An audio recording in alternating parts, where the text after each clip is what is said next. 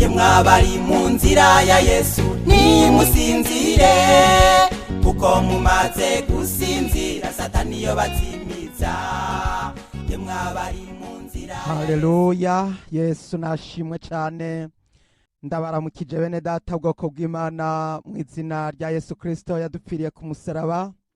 Fise ubutumwa bugenewe abantu bari mu bihugu bitandukanye na cane cane iki gihugu ca Canada, abari ngaha muri Canada mwese, kandi ntituvuze intara imwe canke zibiri canke zitatu, ni igihugu cose iyo kiva kikagera. Kandi nanone ndagira ngo ubutumwa bugere no kuyandi makontina yose. Aha turavuze kontina ya Afrika, kontina ya Amerika, kontina y'Uburayi na kontina yo muri Aziya no muri Australia. Ubutumwa bubagereko. Ubu butumwa nubwo kuburira abatuye isi bose, baba abari mu mashengero, baba abakijijwe n'abatarakizwa, abihaye Imana bakayiyegurira, ndetse n'abandi bose bakijarajara canke bakijuragirika batarafata umurongo w'agakiza, co kimwe n'abandi bibereye mu by'isi ataco binona. Mwese ubu butumwa bubashikeko. Ubutumwa rero nubwo kuburira abatuye isi yuko hagiye gutera ivyago, kandi ivyo vyago bikaba ari ivyago bije biturutse ku vyaha byinshi byabaye umurengera. Ivyaha byinshi byabaye umurengera, hari ivyaha byinshi ndengakamere. Ivyo rero byabaye umusozi munini, vyakuze biraduga bigera kwijuru. Imana imaze kubona ko abatuye isi bageze ku rwego ruhanitse ko kurwanya Imana, uko bafashe ingingo zo kurwanya Imana bigeze mu rwego rw'ikirenga. Rero Imana iragira ngo ize kubasubiza ku mutwe ibi byose bakoze bayigwanya. Rero ndagira ngo dusengere ubutumwa bw'imburi bwo kuburira abantu mwese. Reka tubanze dusenga Imana kugira ngo ubutumwa bushobore gushika ku mitima y'abantu bose bagiye kubwumva. Data uvyagiye mu ijuru, Imana ya Aburahamu, Imana ya Isaka, Imana ya Isirayeli, mu izina rya Yesu Kristo atuambiwe ku musaraba i Golgota, ndagusavye Mwami kugira ngo unshoboze kugeza ubutumwa kuri bene data, co kimwe n'amahanga yose n'amakungu yose n'indimi zose, abari mu bihugu biri hafi n'ibiri kure. Data bose ubutumwa ubashikeko. Urakoze Mwami, mpwemu wawe yera aherekeze iri jambo ryawe tugiye gusangira rigere ku bantu bose. Ndabisabye mu izina ry'uwaducunguye Yesu Kristo umwami n'umukiza wacu, amen. Rero mfise ubutumwa nabwanditse kandi ndaza kugerageza kubusoma. Ndagira ngo tubanze dusome ijambo ry'Imana riboneka mu Vyakozwe n'Intumwa igihimba ca gatatu umurongo nuwa 23. Haravuga ngo, kandi umuntu wese atazokumvira uno avugishwa n'Imana azorandurwa mu bantu. Ndasubiramwo, kandi umuntu wese atazokumvira uno avugishwa n'Imana azorandurwa mu bantu. Uyo ninde avugwa? Uwo ninde ariko aravugwa yuko utazomwumvira azorandurwa mu bantu? Ni Yesu Kristo umwana w'Imana nzima, nk'uko Petero yabishingiye intahe hano nyene muri iki gitabo c'Ivyakozwe n'Intumwa igihimba ni ca 4 umurongo ni wa 12. Haravuga ngo, kandi nta wundi agakiza kabonerwamwo kuko atarindi zina munsi y'ijuru ryahawe abantu dukwiye gukirizwamwo. Ndahasubiramwo, kandi nta wundi agakiza kabonerwamwo kuko atarindi zina munsi y'ijuru ryahawe abantu dukwiye gukirizwamwo. Uwo nawe ninde? Ni Yesu Kristo umwami n'umukiza wacu umunyanazareti. Haleluya, haleluya. Uyu Yesu Kristo utazomwizera, utamwizeye, akaba atariko arumva, akaba atariko aritegura, akaba atariko arahunga, ndagira ngo nkubwire intumbero y'iri jambo ry'Imana ni ukugira ngo uhungire muri Yesu. Wa wundi Yesu umwe yakengerwa, umwe yahugwa n'abantu, umwe yasuzugurwa, umwe bica bakamubamba bamumanitse ku giti, hanyuma agapfa agahambwa, maze akamara gatatu mu mva akazuka. Ni Yesu Kristo. Uwo utazomwizera agiye gukurwa mu bantu, agiye gukurwa mu bantu. Umuntu wese yahakanye, yanse gukizwa, yanse kwizera ngo ahungire muri Yesu, ndagira ngo nkubwire ko uwo muntu agiye kubona ibara. Aha turavuga ibihugu byagararije bigafata ingingo zo kurwanya Imana. Kurwanya Imana bivuze gufata ugashigikira ivyaha, bya bindi bimwe Imana yihaniza, bya bindi Imana yabuza guhera kera, ndetse ivyo vyaha bikaba byaratumye isi yo kuri Nowa irimbuka yose igahera, hakarokoka abantu 8.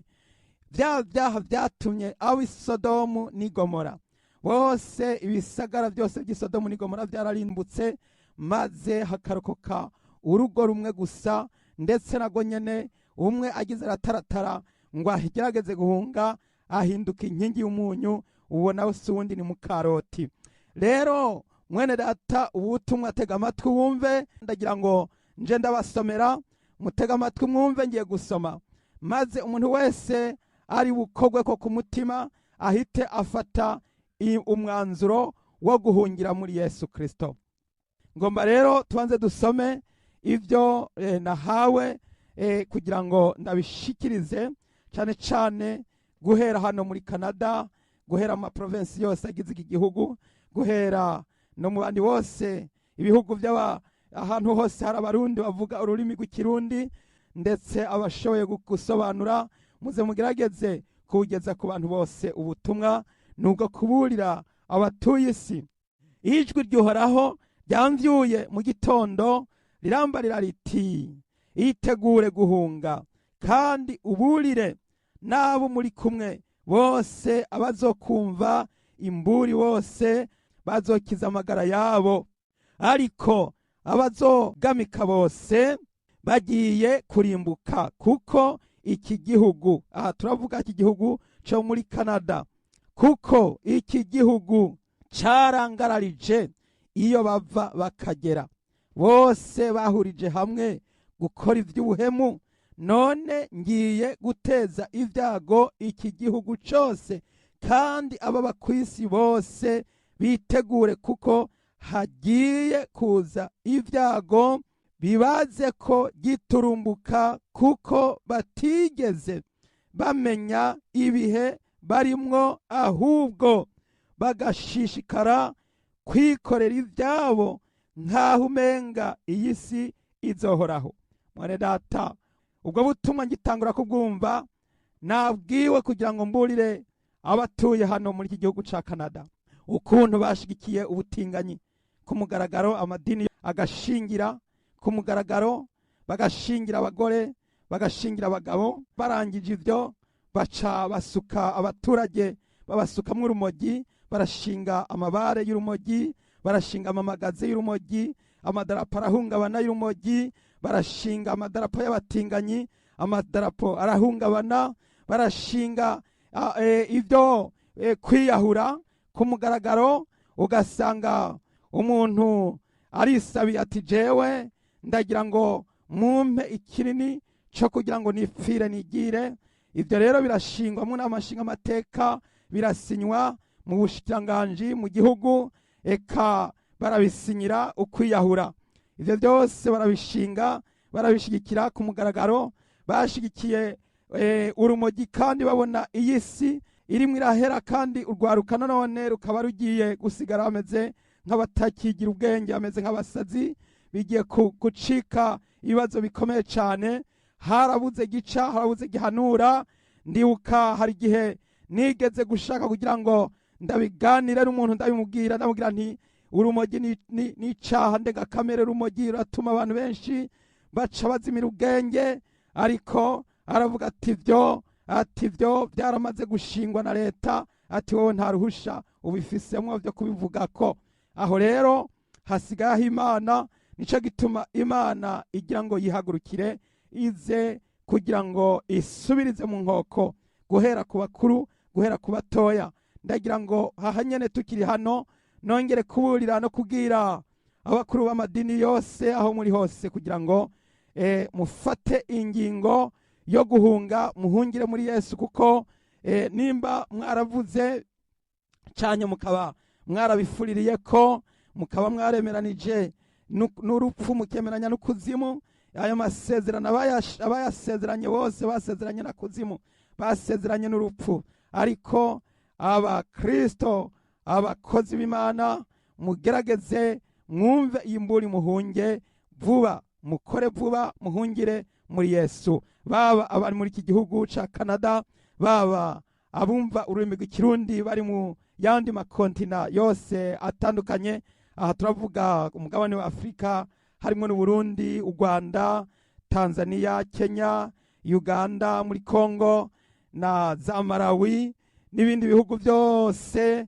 Eka ubutumwa bubagereko, hanyuma abantu bose bamenye ko ari igihe cyo guhunga, kandi bahungire muri Yesu, kuko isi igiye gushika ku mpera. Aho umwana w'umuntu yakoze agiye kugera ku kanyuma. Ubu rero hagiye kuza umugambi w'Imana. Imana yaremye ijuru n'isi igira ngo yikorere, yifatire umwanzuro wo kugira ngo ishire mu ngiro umugambi wayo wo guca amateka. Turakomeje kuko ndacabandanya gusoma ngo nkaho umenga iyi si izohoraho. Isi irahuzenze. Iyo uravye ugasanga abagore bamwe baratorana n'amashengero bakabashingira, ugasanga abagabo barimo baratorana n'amashengero bakubaka bakabashingira bahagaze kwa rutari. Urumva nawe uravyumva kandi uravyibonera yuko ubuyobe bwaramaze kuba indengakamere, ca kizira c'ubuyobe bw'ugesera. Umwami Yesu yaravuze mu butumwa bwiza bwa Matayo ati nukoreraho muzabonera ca kizira c'ubuyobe bw'ubugesera gihagaze ahantu hera, kimwe cavugwa na Daniyeli yavugishwa n'Imana. Usoma niyiyubare. Turakomeje gusoma rero. None rero ubabwira uti vya vyago vyose mutinya bigiye kubashikako giturumbuka, kandi nta bundi buhungiro kiretse ubwashizweho uhereye ubwa mbere na mbere. Umwe bacumita bakamubamba bakamwica, ariko akazuka ku munsi ugira gatatu, niwe yanesheje isi kugira ngo arokore uwo wese amuhungirako. Mwene data, Yesu umwe yapfa akazuka, Yesu umwe yagiye kuzimu akazamuka, umwe afise imfunguro z'urupfu n'izikuzimu, umwe yugurura ntihagire uwugara. Haleluya! Yitwa Alfa na Omega. Harageze yuko ubwami bwa Mesiya buza guca amateka, buza kugira ngo aragire amahanga, azoyaragiza inkoni y'icuma, azobamenaguza iyo nkoni y'icuma nk'uko bamenagura inzavya z'ibumba. Hagiye kuza ubutegetsi bw'Imana bugiye kuza.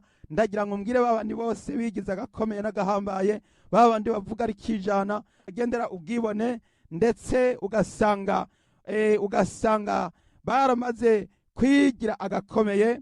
Ivyabo bigiye kurangira, ibyo kwishira hejuru biraheze birashize.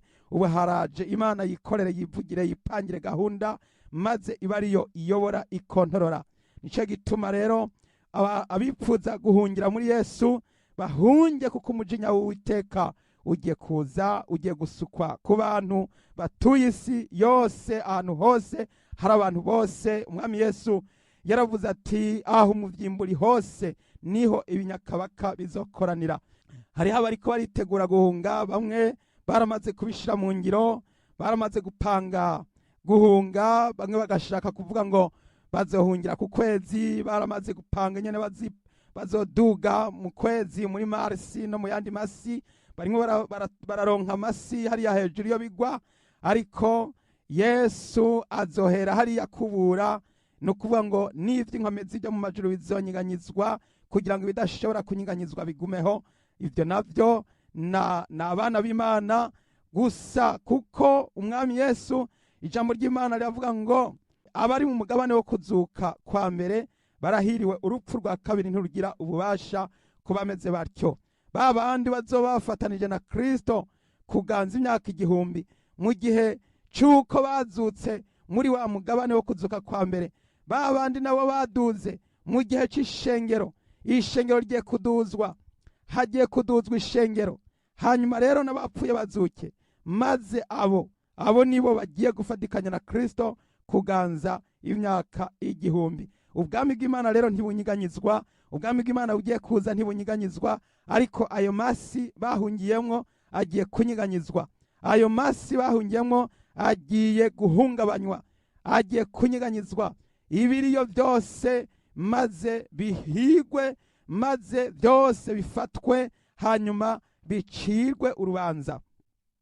Nuko rero abandi baragerageje kurondera ingene bazokwikingira, bamwe baramaze kuzokwiyimbira amahanda mu kuzimu, kuko barumvise yuko hari ibyago bigiye gutera.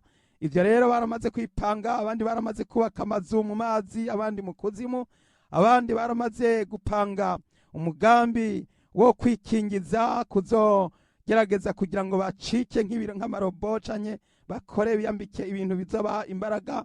Kwikingira bariteje inshinge zizobaha gukomera no kugira ngo baze bashobore guhangana n'ibigiye gutera. Abo bose nabarimo baragerageza guhunga, abandi baragerageje guhunga bakoresheje kwihindura. Abagore barihinduye abagabo, abandi nabo bati oya atashwida, ati kugira ngo nkomere neza nkore mbe uko nshaka komba nuko nihindura, nari umugabo nkaba umugore, uwundi ati nari umugore nkaba umugabo. Maze icagiye kuvyonyora leta civuga ati umuntu wese azoshaka kwihindura tuzoca tumuha umusada, tuzomushigikira. Uwo umugabo yihindura akigira umugore tuzomuha amahera abikore, umugore yihindura kugira ngo abe umugabo tuzomuha amahera abikore. Nuko umwana avutse ati nta mpamvu yo kumwita izina, babanze barindire wenyene ubwiwe abari we yitorera izina amaze gukura. Nuko ivyo byose bimaze kugaragaza yuko isi yamaze kwinjira mu rugomo n'ubugarariji. Bamaze gupinga Imana by'ukuri, isi yageze ku rwego rw'uko bamaze gupinga Imana ku mugaragaro. Nico gituma Imana igiye gushira mu ngiro ibihe byo guca amateka, kandi igiye kubanza guhungisha umugeni, igiye kubanza kwimura abana b'Imana, ibakinjishe ibahungishe, kuko isi irimo iratobekara, isi yamaze kononekara. Yesu Kristo niwe yanesheje kugira ngo arokore abamuhungira ko bose. Ijambo ry'Imana rirakomeza, iryo jwi ryakomeje ambwira ngo harazanana n'ibicu, kandi ijisho ryose rizomubona, n'abamucumise bazomubona. Ayo majambo aranditswe muri Bibiliya yera yuko n'abamucumise bazomubona, ijisho ryose rizomubona, ijisho ryose rizomubona.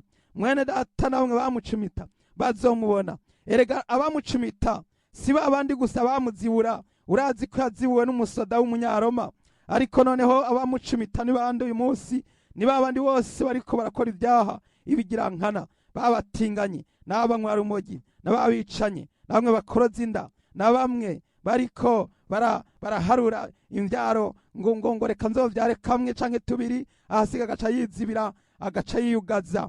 Abandi ugasanga bariko bariyonona ku mibiri. Ivyo byose Imana iraje kugira ngo byose isuzume irabe utahungiye muri Yesu wese agiye kubona ibara.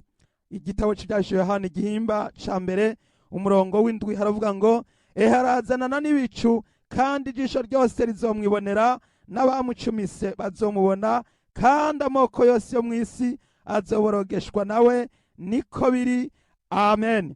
Iri jambo ntirisubirwamwo, nta wundi arivuguruza. Iyo barinze bakubwira bati amen, iyo barinze bongera ko bati amen, ni kashe, ni sinyatire, nicerekana yuko umwami Yesu agiye kuza, nicerekana ko Yesu azoza, kandi azozanana n'ibicu. Aho kuzanana n'ibicu bivuze yuko azozanana n'ishengero, azozanana n'abera baje kugira ngo batangure guca imanza no gushinga ubwami bwa Mesiya bw'imyaka 1000. Imana ihabwa icubahiro cyane. Nuko ayandi majambo kandi nahawe nayaboneka mu gitabo ca Yuda umurongo wa 14 haravuga ngo, kandi Henoki niwe yagira ndwi uhereye kuri Adamu, yavugishijwe n'Imana ivyabo atehe Uhoraho yazananye n'amasinzi y'abera biwe kugira ngo acire bose amateka no kwemeza abatubaha Imana bose ko batsinzwe ku bikorwa byose byo kutubaha Imana bakoze batayubaha, n'amagambo yose akomeye abanyabyaha batubaha Imana bavuze bayirwanya. Abo nabidodomba n'abanyamwikomo bagenda bakurikira ukwipfuza kwabo, akanwa kabo kavuga amagambo atumbaganye nk'ukwirarira, bubahira abantu kubakuramwo amaronko. Mwene data umviriza, tega amatwi wumve ibigiye kuba. Hagiye kuza guca amateka, maze abantu bazocigwa imanza bakurikije ibyo bakoze. Muri ibyo bakoze si bya bindi gusa byakozwe n'amaboko, si bya bindi gusa byakorewe mu bantu canye ku gatwe hejuru y'inzu, ni bya bindi byose biri mu mutima, bya bindi byose biri mu mutima. Ngo ivyo byose bavuze bidodomba mu mitima bidoga, na kaka jambo uvuga winyegeje, na bya bindi ukora winyegeje, na bya bindi wiyonona. Hariho nabikinisha maze bagaca baja muri korale bakaririmba, hariho nabikinisha maze ugaca usanga ngo nta na kimwe kizima tawambonye. Avyo byose abahemukiye Imana gwihishwa na bamwe bidodomvye, na bamwe bidoze ngo Imana yarampevye. Hariho abakozi benshi b'Imana bakorera Imana bidodomba ngo Imana ngo yakagombye kubona ivyacu, ngo ntiyo dukoresha itaduhemba. Ivyo byose Imana yaravyumvise, ivyo byose Imana yaravyumvise. Iraje guhora, iraje guhora. Umurongo wa 16 turavuze ngo abo nabidodomba n'abanyamwikomo. Hariho abantu bagenda n'umwikomo nuna munsi baguma bidodomba, bagenda bakurikira ukwipfuza kwabo, ngo akanwa kabo kavuga amagambo atumbaganyemwo ukwirarira, bubahira abantu kubakuramwo amaronko. Abo ni babandi bakorera ibihembo, ni babandi bashaka gushimwa n'abantu, ariko mwene databo baramaze guhabwa impera zabo. Rero hamwe n'ivyo Imana iraje, Uhoraho araje kugira ngo agerere umuntu wese ibikwiranye n'ivyo yakoze. Mwene data, nuko turakomeje gusoma iri jambo nahawe. Turumvise ngo n'abamucumise bazomwibonera, nuko ngo amahanga yose azoborogeshwa nawe. Nuko turakomeje, muhunge mwikize, muhungire ku mwami w'ubugingo, niwe wenyene buhungiro. Mumuhungire ko kuko ari we buye rigumye imfuruka. Yesu wenyene niwe buye, Yesu wenyene niwe nzira n'ukuri n'ubugingo. Ntawe ushika kuri data atamujanye, kuko atarindi zina twahawe munsi y'ijuru ryo gukirizwamwo kiretse Yesu wenyene. Mwene data, aha harashizwe ko karangura. Yesu Kristo n'urutare, Yesu Kristo niwe buye, niwe buye rigumye imfuruka, ryagawe n'abubatsi ariko ryaratoranijwe kandi riri n'igiciro. Ndagira ngo uharure urabe yuko bubatse kuri iryo buye, uharure urabe ko inzu yawe yubatse ku rutare, uharure urabe ko agakiza kawe by'ukuri gashikamye gashinganishijwe muri Kristo Yesu Kristo. Hanyuma ayandi majambo atubwiye ngo Yesu ni nzira n'ukuri n'ubugingo, ntawe ushika kwa data atamujanye, nta wundi. Abo bose bariko barasenga mu yandi mazina, abo bose bariko barasenga ibishushanyo, abo bose bariko barasenga ngo abandi batagatifu, abo bose bariko barasenga ibigirwamana. Hariho n'abandi basenga bizigira abantu bapfuye batazutse, ugasanga umuntu arimo arizihiza umuntu yapfuye atagarutse ngo niwe ngo azomukiza. Abo bose bariko barakurikira umuyaga, hagiye kugera igihe aho bose bazohunga batakigira gitabara. Mwene data, hunga vuba ucumbiye imburi, gira vuba kandi ukwakwanye. Jambo ry'Imana ryavuze ngo nta rindi zina twahawe munsi y'ijuru kiretse izina rya Yesu Kristo wenyene. ngo amavi yose yo mu ijuru nayo ku isi n'ay'ikuzimu yose agomba gupfukama mu izina rya Yesu Kristo kugira ngo biheshe Imana data wa twese icubahiro. Turasoma ayo majambo mu Filipi igihimba ca 2 maze tusome duhere ku murongo w'9 tugeze ku murongo w'11. Dusome mu izina rya Yesu. Nico catumye Imana imushira hejuru cane ikamuha rya zina rirengeye ayandi mazina yose, kugira ngo amavi yose azapfukame mu izina rya Yesu, ay'ivyo mu ijuru n'ay'ivyo ku isi n'ay'ivy'ikuzimu, kandi indimi zose zize zature yuko Yesu Kristo ari uhoraho, ngo biheshe Imana data wa twese icubahiro. Imana ihabwa icubahiro cane. Yesu Kristo nuhoraho. Yesu Kristo niryo zina twahawe, nta rindi zina abari mu isi bahawe, nta rindi zina haba mu ijuru haba ku isi haba ni kuzimu. Hose utazoba yarize iryo zina rya Yesu ntazozugwa ngo aje kubona ubugingo budashira, ntazohunga, ntazogerageza kugira ngo yikize, naho azogerageza urusumanyenzi ruzohita rumufata, ntabwo azobona aho ashobora kugira ngo ahungire. Mwene data, iri jambo rirarangutse kandi ratomoye.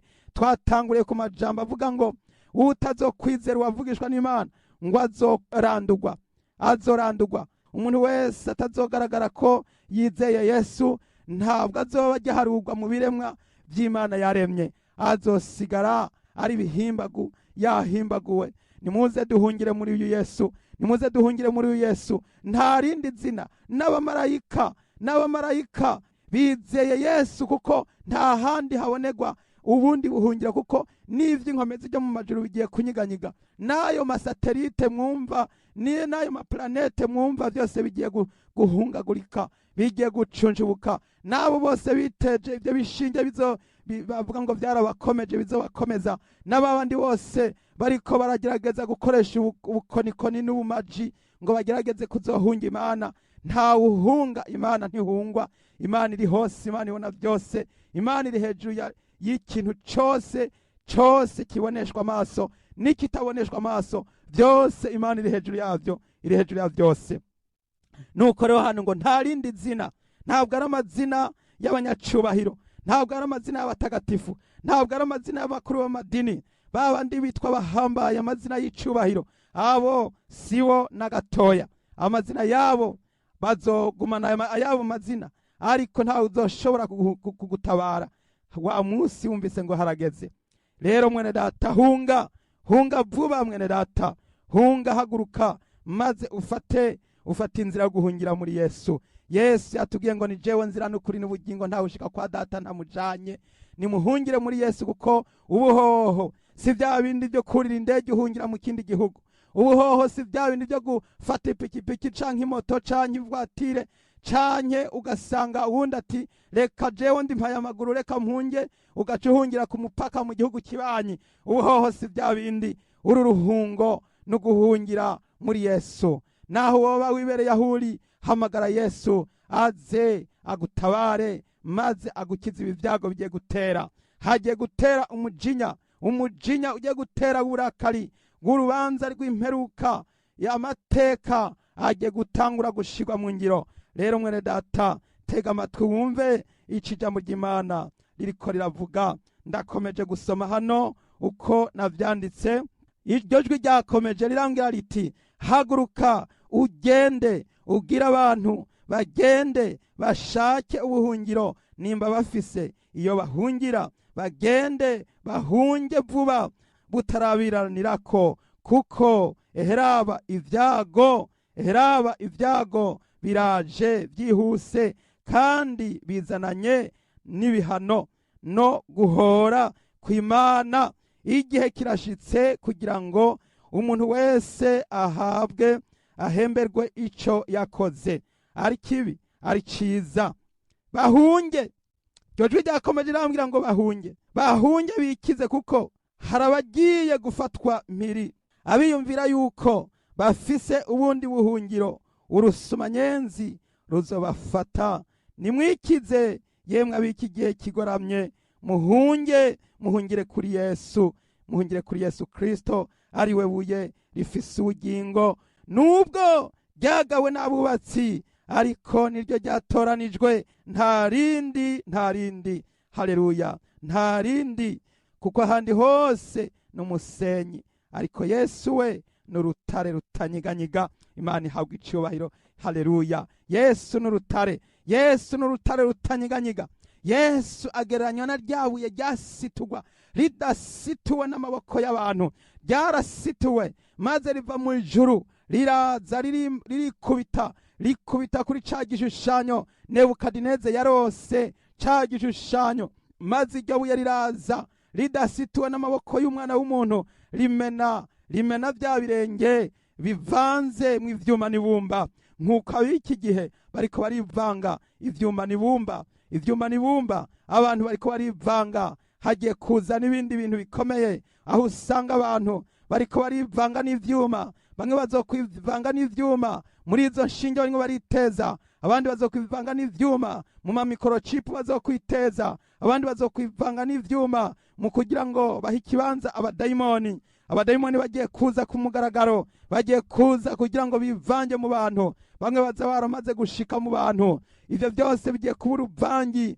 abantu bagiye kwivanga ivyuma n'ibumba bivangike, kandi ivyuma n'ibumba bidashobora kuvangika, ariko abantu bo bahaye batangwa kuvyemera. Uno munsi ugira uca ukaja mu isoko, wahora wakirwa n'umuntu akagutwengera akaguha kaze, ariko ubuhoho icuma nico kikwakira, maze kikakugira kiti kora gutya gira gutya, ukafata vya bindi watoye, akaba ari wewe ubipima ukariha amahera, maze kikakuvunjira kikagusubiza amakashi amacenji ushaka, kigusubiza hanyuma kikagusezera, ugahitana vya bintu vyawe wasumye, ugahaguruka ugataha, ata umuntu numwe muganiriye, ata umuntu numwe akubwiye ati yegome, nuko agusekeye ukabona ivyuma gusa nivyo bingo birakukorera byose, bikakureka ukagenda, kandi ukagenda urishe byose, kandi bakagusubiza ico cuma kikagusubiza byose. Ivyo birobo rero nivyo bigiye gufata ibibanza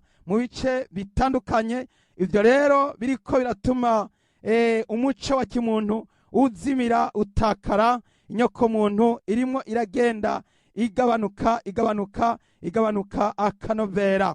Mwene data, ndagira ngo nkubwire yuko ivyo byose ari biko biratuma abantu barushizaho kononekara.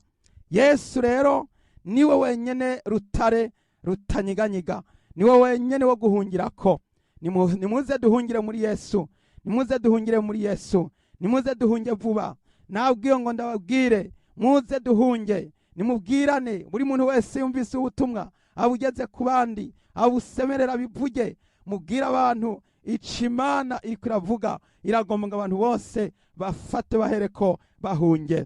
Nuko maze kubwirwa ayo majambo mu nsozero, imbere yuko maze kubyumva, nuko nafashe umwanya wo kubaza umwami Yesu Kristo.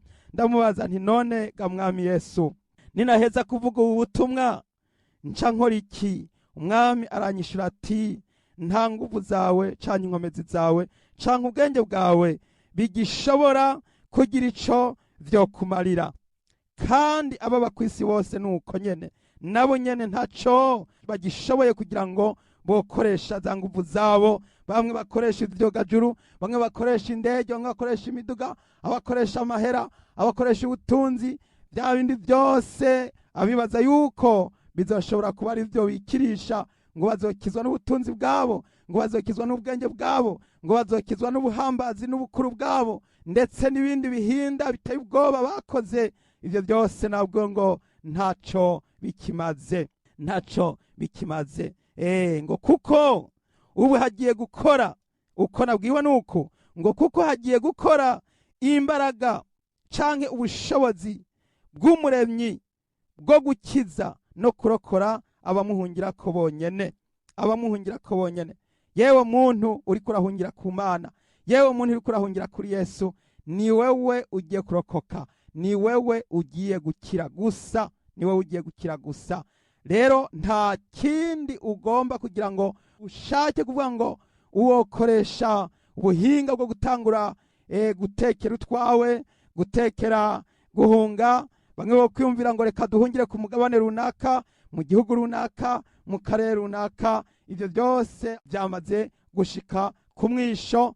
Nta handi hariho umuntu ashobora guhungira. Isi yose igiye gushirwa mu maboko y'umuremyi. Isi yose igiye gushirwa mu maboko y'umuremyi. Hagiye gutera uburake bw'Uwiteka. Uwiteka agiye kuzana uburakari kuri aba bantu bose banse guhungira muri Yesu Kristo. Bantu bose baranse guhungira muri Yesu Kristo. None rero bagiye kubona ibara. Isi igiye gutegwa ibyago. Hagiye gutera ibyago. Ibyago bitagira insiguro, bitagira uko bingana. Nuko rero ngo abazohungira muri Yesu bonyene nibo bagiye kurokoka. Ngo uwo Yesu wenyene, jambo w'Imana, umwami w'abami, niwe gusa agiye kurokora no gukiza. Mwibuke ko Yesu yavuze ati ni jewe nugurura ntihagire uwugara, ngo mfise urupfunguruzo rw'ijuru n'imfunguruzo z'ikuzimu. Umwami Yesu Kristo niwe afise byose mu kiganza ciwe. Mwene data ucumva iri jambo ry'Imana, ndagira ngo nkubwire nti kwakwanya ushireko uhungire muri Yesu vuba. Uhungire muri Yesu citwa uyu munsi akanya nakanyene. Ubutumwa bukugereko, ubutumwa bugukangure, ubutumwa bugutere kwihana, uve ku cubahiro uriko, upfukamishe amavi y'imitima n'ay'umubiri, uce bugufi usaba Imana imbabazi. Imana igutabare, Imana igushire mu gitigiri c'abagiye guhungishwa mwene data, kuko ibigiye kuza ntabwo uzoshobora kubihagarara imbere. Imana umuremyi agiye kuza, agiye gushira mu ngiro ibikorwa byo gutabara abamuhungiye ko bose, n'ibikorwa byo guca amateka y'iherezo, maze abagwanije Imana bose bahanwe, abagwanije Imana bose bafatwe mpiri. Ngo bageneye kwicishwa inkota bazokwicishwa inkota. Mwene data, iki gihe kigiye kuza ni igihe gikomeye cyane. Bamaso maze utegure ingeso zawe, uhungire muri Yesu vuba, kandi ubikore wihuse, kuko abantu benshi bagiye gutungurwa, bagiye gufatwa mpiri. Ryari ryo jambo ry'Imana. Nuko rero bumvise ubutumwa bwiza mwese, Imana ibahezagire. Ndagira ngo sozere no gusengera umuntu ariko arambaza Imana acyumva ubutumwa yaciye, atangura guhamagara kuri Yesu kugira ngo amutabare. Mwene data wifashishije rya jambo Yeremiya yavuze ati, mpamagara nanje ndakwitaba nkwereka ibikomeye n'ibihambaye. Mwene data utangure guhamagara, utangure guhamagara. Hamagara Yesu wenyene, niwe nzira y'ukuri n'ubugingo, nkuko mu butumwa bwiza bwa Yohana gihimba ca 14:6 Yesu yaravuze neza ati, ni jewe nzira n'ukuri n'ubugingo, ntawe ushika kuri data ntamujanye. Hungira kuri Yesu rero, niwe buhungiro, niwe tugiye gukirizwamo twese abatuye isi. Abantu bose bagihumeka umwuka w'abazima, murararitswe kugira ngo muhunge vuba, muhungire muri Yesu Kristo. Niwe nzira yonyene twahawe, niwe rembo, niwe murombero, niwe wenyene gusa ashoboye gukiza. Ntabwo ari amabatima, ntabwo ari amazu yubatswe mu rwego ruhanitse, ntabwo ari ibihugu bifise iterambere, nta nubwo ari amaplanete afise agezweho, ariko ni Yesu, izina rya Yesu. Niwe ahamagara Yesu urahungirayo, Yesu arakwakira. Umuntu wese agiye guhamagara Yesu yiteguye kumwakira. Yesu Kristo aragomba kwakira abantu benshi batanguye guhunga ku bwinshi. Muhunge kandi mukore vuba, mubyihutire cyane, kuko biraje, ibyago biraje, isi igiye gutungurwa giturumbuka. Dusenga Imana. Data wera, mwami wanje ushobora byose, ndagushimiye mwami yuko nshoboje kandi umpaye aka kanya kugira ngo nongere data buja gushikiriza ubutumwa bwo kuburira abatuye isi. Ndasengeye igihugu ca Canada cagararije, ndasengeye Amerika yagararije, ndasengeye Afrika yagararije, ndasengeye ibihugu byose muri Europe bagararije. Abantu bose batacumvira Imana, uno munsi haboneke mwabihana, haboneke mwabakizwa, haboneke mwami mwababohoka kuko turibuka umwami ngo naruhebwa yokizwa, turibuka umwami Yesu wa wundi yihaniye ku musaraba nawe nyene yarababariwe, waramubwiye ati umunsi urabana nanje muri paradiso. Ndasengeye umuntu ariko araguhungirako, ndasengeye umuntu ariko arihana, ndasengeye umuntu aciye bugufi, ndasengeye umuntu asavye ikigongwe, umugirire imbabazi, umwandike amazina yiwe mu gitabo cawe c'ubugingo kugira ngo mwami azarokoke. Ndasengeye ishengero, abana b'Imana ba Kristo, abari kure n'abari hafi bose mwami ubakangure maze bakanguke, bahungire muri wewe, bahungire muri Yesu, bashaka uhoraho bigishoboka kwabonwa, bamwambaze akiri hafi. Mwami w'icubahiro, ubutumwa bugere ku bantu bari kure n'abari hafi. Mwami ndagushimiye ku bantu bobohotse n'abagiye kuzabohoka. Mwami ubutumwa bukomeze bukwire hose, bushike kure. Ego menya kubahwa, urakoze kubikoze, ndabigushimiye nyenguruka izina ryawe rihabwa icubahiro, ndabisenze mu izina ry'umwami wacu Yesu Kristo, amen. Yesu abahezagire cyane. Ku mazina nitwa Abel Mbonimpa. Abagomba kugira ngo badutelefone, telefone nizi zikurikira: utanguza igiharuro